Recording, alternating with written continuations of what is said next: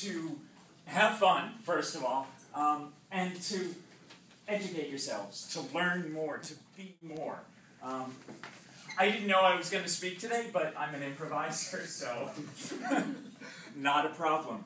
But I have one thing I really want you all to know. Everyone in this room is a powerful person. Every single one of you is a powerful, amazing, and brilliant person. You are all smart. And we live in a world that's changing really rapidly. Changing all the time. I went to a bar in Boston a few days ago that I had gone to when I was just a young, scared, closeted trans person starting to come out. And it was this dark, scary place. It's a drag bar. And I remember going there when I was 22 and being like, oh my God, this is the darkest, scariest place I have ever seen in my life. And I love it. And it was one of the first times I found myself surrounded by people like me, by people whose gender was different from what I saw out on the street, from what I saw at Nick's Comedy Stop, where I worked a couple blocks away. And it was literally down a dark alley, in a dark parking lot, a really scary, sketchy place to go. And it's been there since 1938. And I remember feeling, oh my God, these are my people, but this is so scary. We're relegated to these shadows. And I went there a few days ago, like I said, after not having been there for 17 years, I think, as long as some of you have been alive. And I went into this place, and the decor hadn't changed in any particular way in 17 years. But everything else had. First of all, it was in a brightly lit parking lot behind a huge modern hotel, and there were still drag queens and all kinds of interesting people with alternative genders like me, but there were also a bachelorette party going on.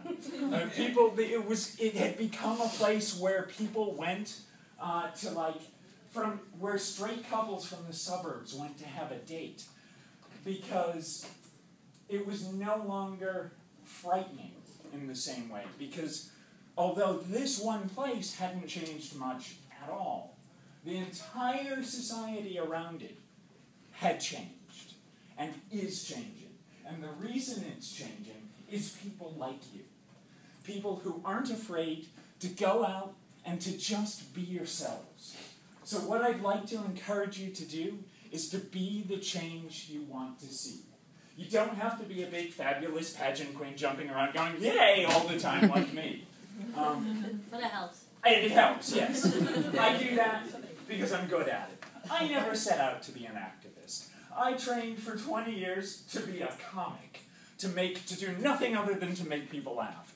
And then I said, I'm dying as a man, I need to transition. And I did it, and I thought I was committing career suicide, and suddenly I woke up still I've never been the sort of person who's able to hide very well. And I woke up and I was this person, and just being who I am in the world really messed with people's heads. And I don't care where I go. I go where I like, I do what I want, and I found I had all of these theater and improv skills that helped me make a change in the world. And like I said, you don't have to do what I do, but all of you, every single person in this room has something that you do well, something that makes you who you are. Maybe you're a good writer, or you're surprisingly good at basketball, despite the fact that everybody calls you a fag. Or you look really good, you have great fashion sense, or you're super smart, or you're good at quantum physics. And if you are, let's have a conversation. Take that. Take the thing you are good at and use that to change the world. So Be yourself, do what you're good at, and make the change you want to see. Thank you very much. You're all awesome.